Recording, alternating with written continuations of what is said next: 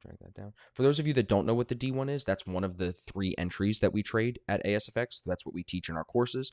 You're going to hear a lot about that in the Forex crash course when I drop that this week. You're going to hear a lot more about that. So if you're new, just get excited for that. Like I said, like if you're not in ASFX, just get pumped up for that, because that's going to be a lot of clarifying material on the way that I trade and the way that I think everyone should be trading right now. What is the accuracy of the D1 system? Jerome's done back testing on it probably more than most people, and he's found that it's about 80% accurate at a 2-to-1 risk reward ratio. If you go for 3-to-1, your accuracy goes down a little bit, because you'll take, if you don't move your stop loss, you could take more losses. I think it goes down to like 72 or 73%. But if you're using a risk mitigation strategy where you're moving your stop loss as the trade develops for you, you're going to win at an even higher percentage. It's a high win rate strategy, but we don't look for 6-to-1 risk reward. I'm not looking for huge asymmetrical risk. I'm looking for 2-to-1 or 3-to-1. Like for me, this is a pretty decent trade here, going already 1.6R, risking 7 to go make 12 or 13. It's not terrible. You know what I mean? Definitely not terrible. So let me show you how I would mark this up. So you've got the divergence in there, that 50 EMA coming down, market sentiment coming down into the sell zone. So what we would do, you start on the 15-minute. You would draw your notes on here. So we would write D1 off the 50 EMA. Price is already in a downshift, which is great. L50 is perfect for shorts, and the EMAs are also short biased.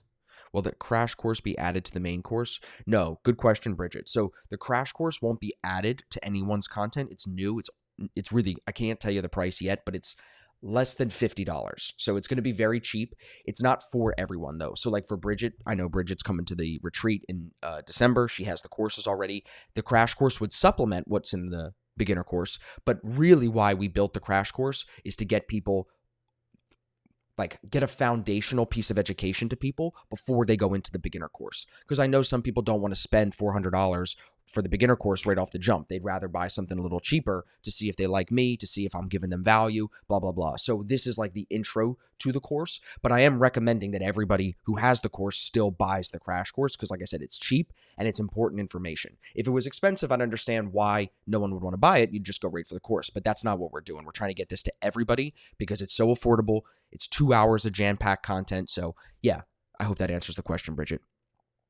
On your trades, would you hold overnight or would you use a trailing stop? So I move my stop loss up as the trade develops. So if I'm sleeping, I don't use trailing stops. I just move the stop and then I go to sleep and I adjust it when I wake up if I'm still in the trade.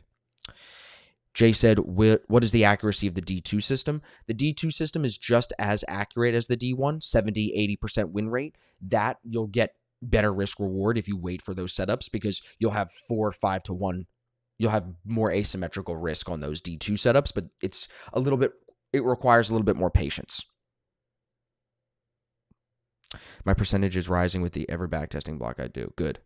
Hey, Austin, when you look at EU on the daily, it looks bearish and the TDI is in the sell zone. But when you look at the 4 hour, it looks bullish. Would that keep you away? So here's what I would do. Let's finish this markup really quick and then we'll go to that. Okay, Ash? Let me just tighten this up here.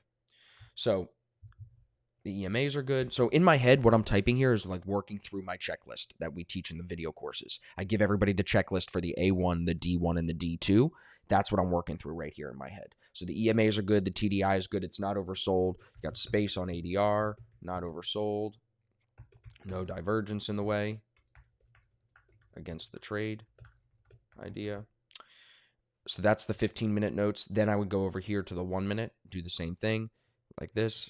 Divergence here at the 1 minute 800 EMA sets up the D1 risk reward entry on the 50 EMA retest with the L50 in the sell zone. That's where we find the safest entries. Stop at the divergence structure high. So then, now that we got that and that, then we'll come on here 15-minute. This should hold the 821 EMAs and continue for a new low of day. And it does. So here, yeah, good. Yeah, okay, so that's that. That's how I would mark this one up, and that's what I'm looking at here. That'll get saved once the trade is done. Yeah. Now to answer Ash's question. So if you look at the 1 hour, the way that I would read it, I would actually turn off the 50 EMA. I'm only going to look at market sentiment, and I'm only going to look at the EMAs. Right now, price is under the 8 EMA. 8 EMA is under the 21. That's bearish to me. Market sentiment is bullish. So that, since they disagree in my notes, in my checklist, that's indecisive. That's what you write. Indecisive on the 1 hour. Now we go to the 4 hour. 4 hour, 8 is above the 21. Market sentiment is in the buy zone. Price has been rising. This is bullish. Until price breaks the 21, even if it's under the 8, we know it can come up and hold that 8 over the 21.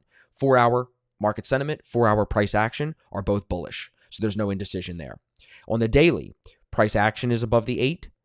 8 is above the 21. That's bullish, but market sentiment is in the sell zone. So again, indecisive. So what I would do is I would size down any 15-minute trades because only one higher time frame of the 3 is very clearly biased. The 1 hour and the daily are indecisive. The 4 hour is long biased. You would lean towards the long bias because your 4 hour is clearly in an uptrend. Market sentiment is bullish. Even the daily price action recently has been bullish. Market sentiment is probably very low here because of the drop here back from June and July. So I would lean bullish because price is above the 8 EMA too on the daily, but you still have to be unbiased and say it is indecisive. That's how I would handle it, Ash. I hope that answers your question. Would you say price was above or below the 50 EMA? Tariq said. Tariq, which one are you talking about?